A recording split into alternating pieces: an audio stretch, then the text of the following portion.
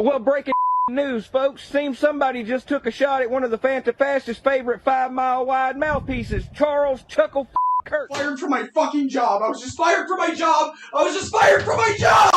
I was just fired from my fucking job.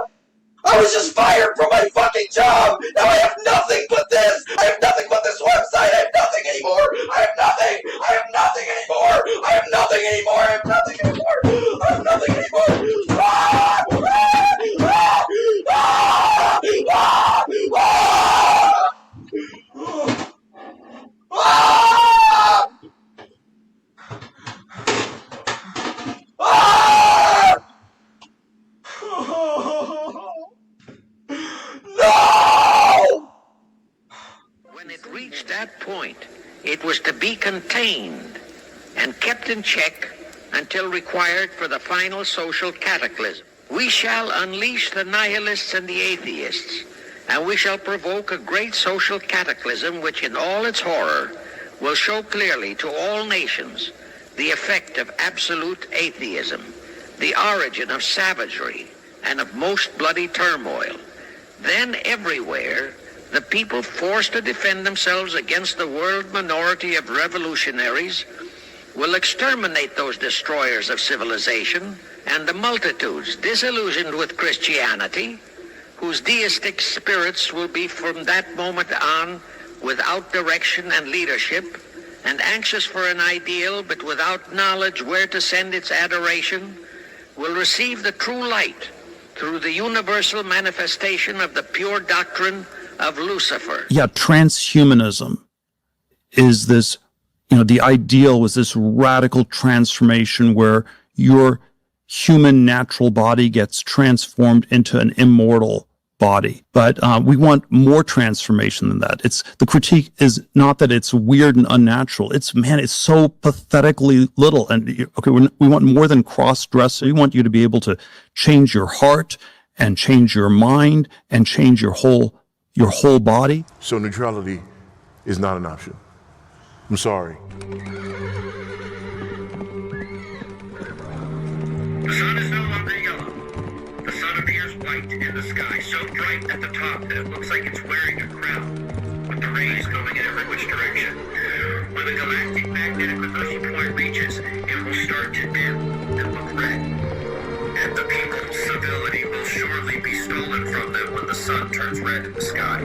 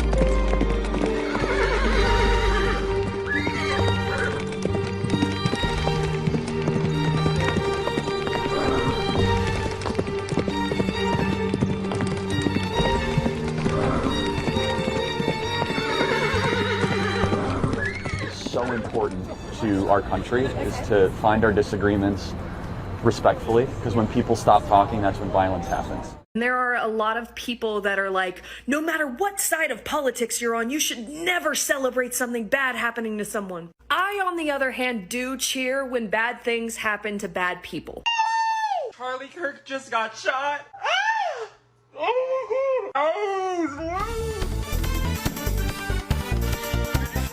We are seeing magnetic changes on every single planet, or atmospheric changes indicative of a magnetic change on every single planet in the solar system. We're seeing an increase in dust in interplanetary space between the planets, and we're seeing an increase in dust actually in the sun's atmosphere. Now here's where it gets really important. When the actual magnetic reversal point hits the sun, what we see on the sun in terms of its luminosity and in terms of its solar wind outblasting is a combination of both its internal dynamics and its external dynamics, its interaction with the electric and magnetic fields in space. When that magnetic reversal of the galaxy actually gets to the sun, it's going to do two things. It's going to reduce that activity on the surface, which is going to dim the sun. And it's also going to reduce the outflow, which is going to cause that dust to accumulate in the atmosphere. This is how the sun turns red and then the sun turns black, because we've got it dimming and unable to push out. So that material is coming and actually causing even less light to escape. And then, of course, the magnetic reversal point passes. The sun is once again exposed to galactic electric fields. The sun kicks back up and it blasts off that dust shell as plasma, which ends up hitting the Earth as impactors, which ends up delivering that electric punch, which unlocks the crust from the mantle through that melting. And you know something interesting? You know the story of the four horsemen? Yeah, from the apocalypse? Remind everybody. The first one is white and wears a crown. The second one is red, steals the civility of the people. The third one is black, and there's several things related to that, actually. But the fourth one is pale, and its name that's set on it was death, and hell follows with it. So, the sun is no longer yellow. The sun appears white in the sky, so bright at the top that it looks like it's wearing a crown, with the rays going in every which direction. When the galactic magnetic reversal point reaches, it will start to dim and look red. And the people's civility will surely be stolen from them when the sun turns red in the sky. Lady, you can't just take all of this toilet paper. Are you kidding me? Here we go. In a moment of prayer out loud.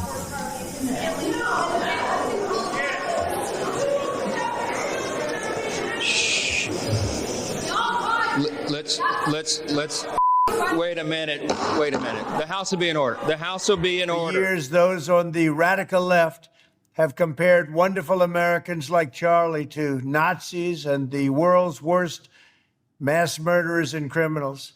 This kind of rhetoric is directly responsible for the terrorism that we're seeing in our country today, and it must stop right now.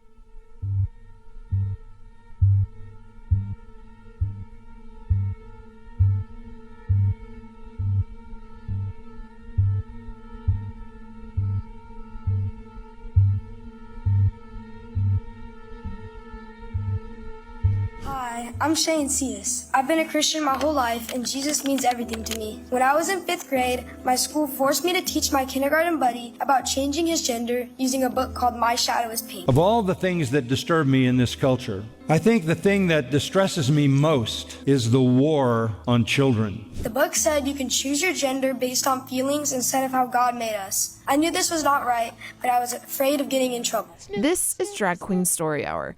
It's your classic children's reading program with a twist. The day's literary leader is a larger-than-life drag queen. Everybody wave to each other, make a friend next to you, okay? Today, readings take place at libraries, museums, and other cultural centers in more than 30 cities across the country. Some are small affairs, but many, like the one in Washington, D.C., play to full houses.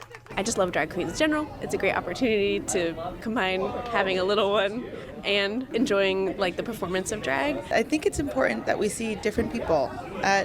Mom and dad look different from other people, and lots of people love you and have stories for you, and we can learn from everybody. Angry. Go out, buy a gun. It's okay to be angry. Get out of my face now!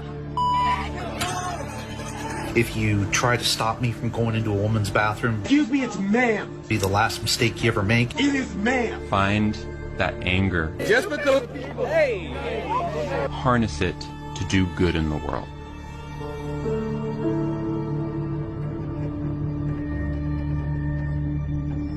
This anger. You're done, man. We can just make a batch and say it. Some of us well. Anger is probably my primary source of motivation. You want to call me through again? The thing is, you don't have to leave. You don't lose everything. For everything that I do. Cut that out now, or you'll go home in an ambulance. I'll you up. It was a call to action or call to arms.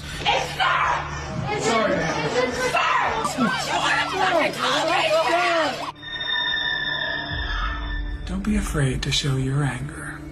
So many Christians are under the deluded impression that if we just keep our head down, if we just go to church, if we just practice our faith in our home, if we just do that they'll leave us alone.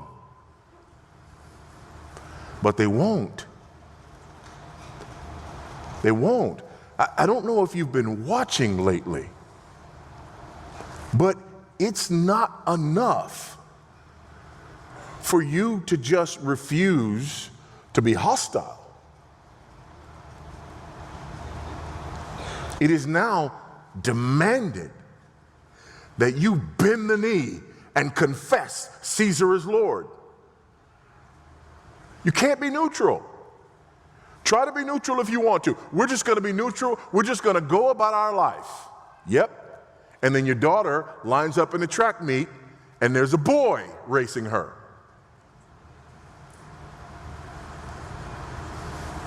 What do?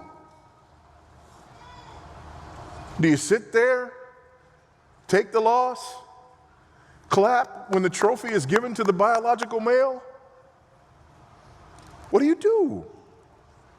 What do you do when you go to work and then they have this new policy at your work where you put your pronouns on everything and you say, no, I'm not going to play the game. I'm just not going to put the pronouns on there. And they say, no, it's a policy. Put your pronouns on there. Fine. I'll put my pronouns on there, but my pronouns are the pronouns that God gave me. Good for you, because that's just step one.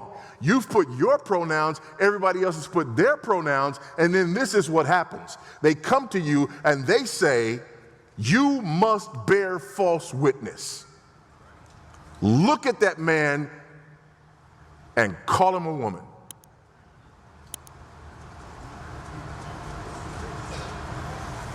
Neutrality is not an option. I see skies of blue, clouds of white, the bright blessed day, the dark sacred night,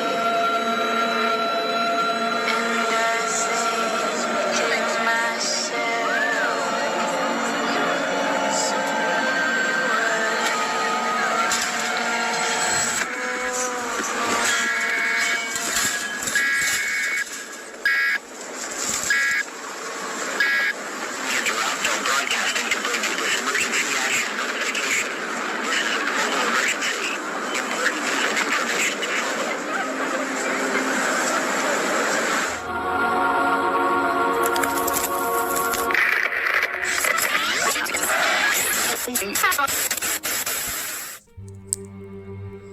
Welcome back to the Suspicious Believers podcast.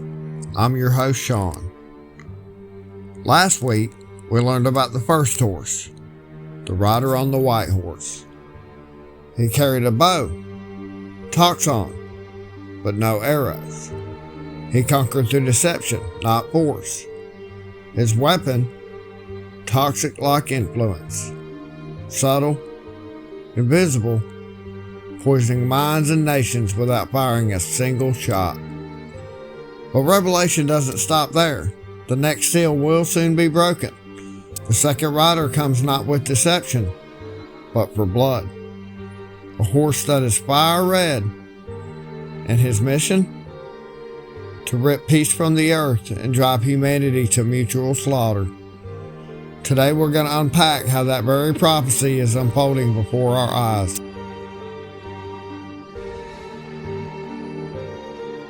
And when he had opened the second seal, I heard the second beast say, "Come and see." And there went on another horse that was red, and power was given to him that sat thereon to take peace from the earth, that they should kill one another. And there was given unto him a great sword. First, when he had opened the second seal. Who's he? The Lamb, Jesus Christ.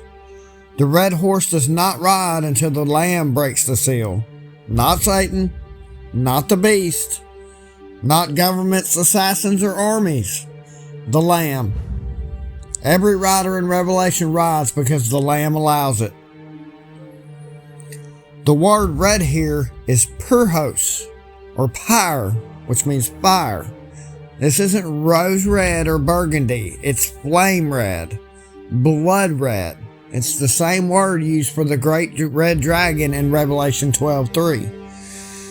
Picturesque in today's world as the wildfire skies of California or Canada glowing blood red, choking out the sun, or bombs painting Gaza or Ukraine red at night, or the riots in Paris or the UK and the flames lighting the streets, or the red auroras shimmering overhead during the geomagnetic storms. And yes, the blood spilled in the dirt of Utah. That's pyrrhos. Then John says, power was given unto him. The Greek is edothe. It was given, permitted, or permission was granted. The writer doesn't take or have authority. It's granted. What's granted? To take peace from the earth. The Greek, Aaron means peace, harmony, stability, or wholeness. And it means to seize, to snatch, to rip away. This writer doesn't simply cause wars. He rips peace itself from the earth, like reaching in and tearing the heart out of a body.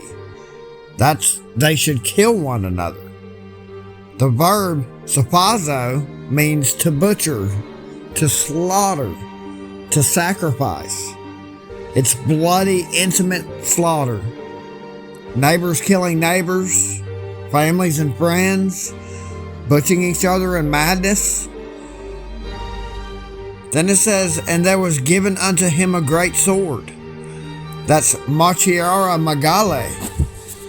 Machiara, a short blade, a dagger, a sacrificial knife, or an assassin's weapon. Magale means a great or massive or vast in scope. Not a broadsword for armies, but the knife of an assassin, magnified worldwide. So what did John see? A horse blazing fire and blood red, the color of judgment? A rider whose authority is only permitted, not seized? Peace ripped violently from the earth, and humanity butchering itself. The white horse rode first. He carried a bow, toxon, but no arrows. He conquered without firing a single shot. His conquest was toxin-like: deception, manipulation, counterfeit digital crowns, and digital chains. That was the deception, but deception doesn't last forever. Eventually, peace shatters into bloody turmoil. And on September 10th, 2025, a gunshot in Utah made the sound of the hoofbeats. The assassination of Charlie Kirk was not just another headline. It was the hinge, the spark where the white horse's deception gave way to the red horse's devouring. Civil trust fractured, fear surged. Governments will use the moment to tighten biometric chains, and foreign actors will weaponize the chaos. The second that shot rang out, the world shifted. Mid-September was literally a cascade. Dominoes falling like clockwork. Not by chance, not by coincidence. They were definitely hoofbeats. The earth convulsed, Oregon offshore, Russia, Vanuatu, the PNG, and Kilauea as fountains of fire are still spewing. The sky shook, storms were stronger than forecasted, the IMF flipping, the ionospheric anomalies, and then NASA's been tracking a disturbance the size of Florida. Governments around the world cracked. France's prime minister was ousted. It's the 5th one in 3 years, 3rd one in a year. Nepal's leadership toppled. Israel, of course, escalated tensions with Hamas and Qatar. And then the UN recognizing the Palestinian state. You know, economies trembled. Gold passed $3,600 an ounce. Oil spiked $91. The market shivered. You know, digital systems were purged. Vietnam deleted 86 million accounts. Meta and Spotify, you know, started scrubbing unverified voices. They're all enforcing biometric ID. And all of it at once. Not a bit of it's random. The hoofbeats are rolling across creation and peace is being ripped away. But the red horse doesn't just ride in politics and wars. He rides in your nervous system. Everybody is electrical. Your brain signals, your heartbeat, even your nerves firing. Animals navigating, plants responding. Now weaken Earth's magnetic field. What happens? Radiation pours in, UVB spikes, the ionosphere cracks, sleep disrupted, anxiety and depression surge, rage and violence surge, hospitals filled during storms with stroke, seizures, and people with psychosis. That's bioelectrical destabilization. That's peace removed, not just socially, but biologically. Humanity restless, unstable, and violent. Even your synapses hear the hoofbeats.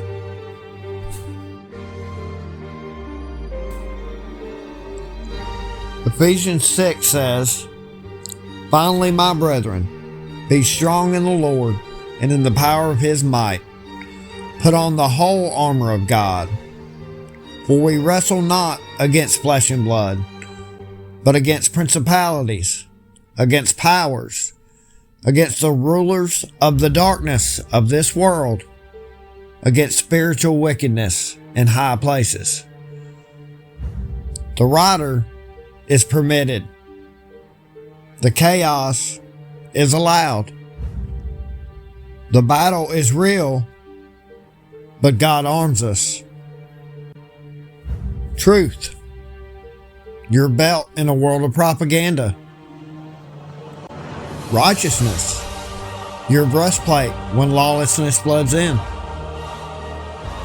The gospel of peace. Your shoes when peace is ripped from the earth.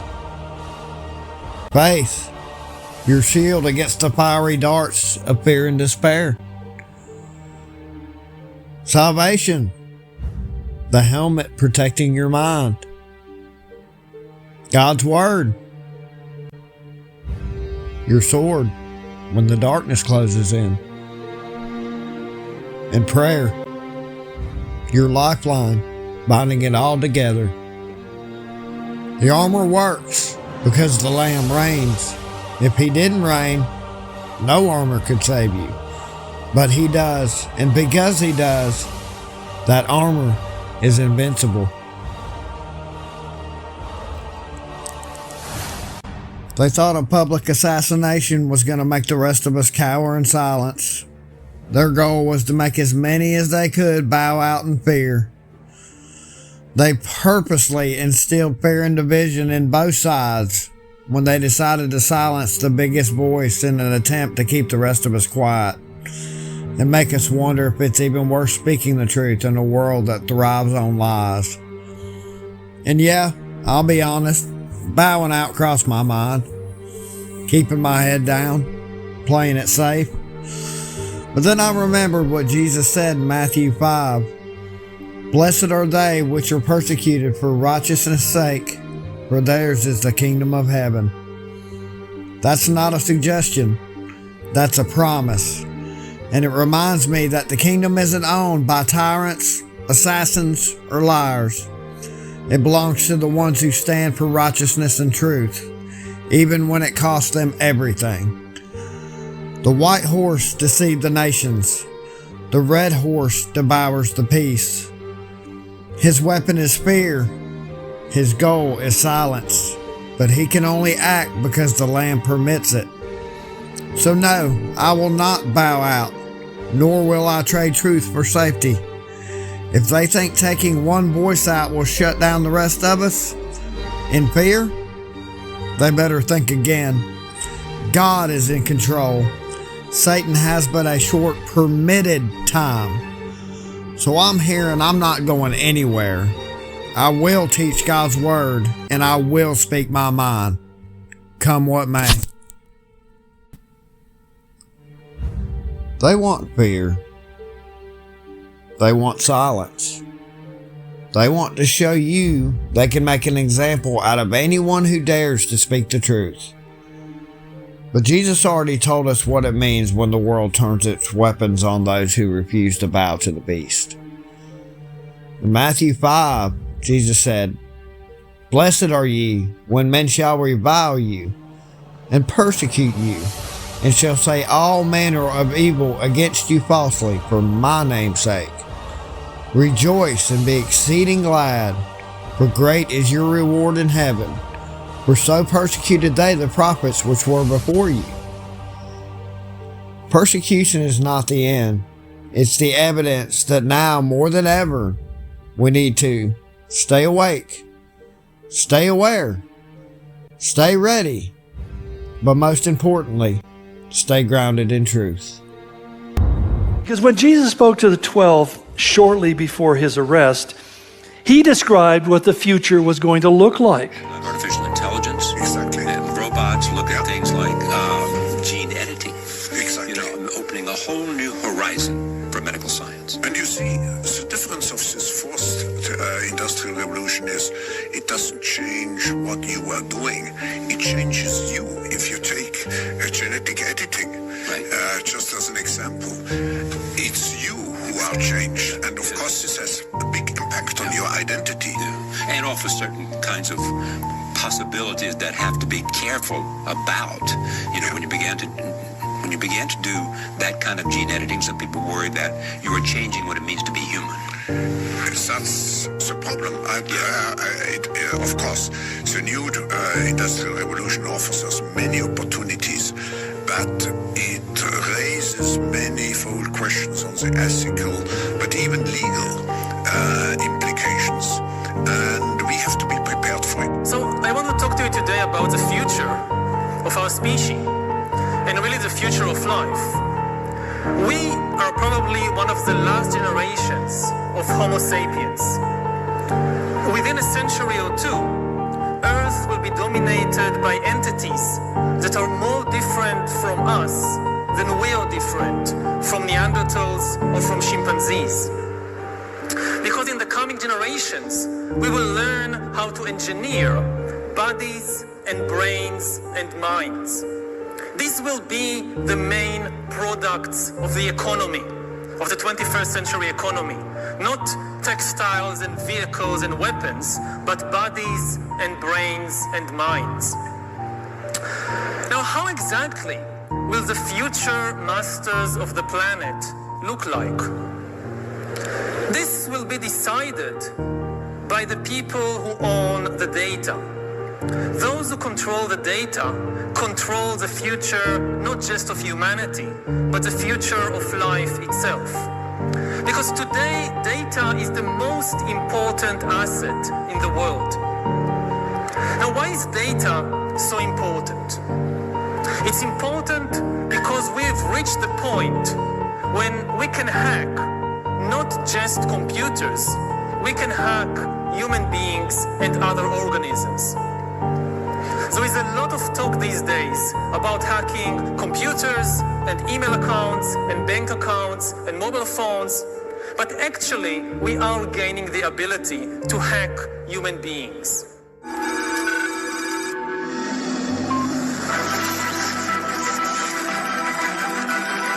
Biological multiplied by computing power, multiplied by data, equals the ability to hack humans. The human race is at a critical point.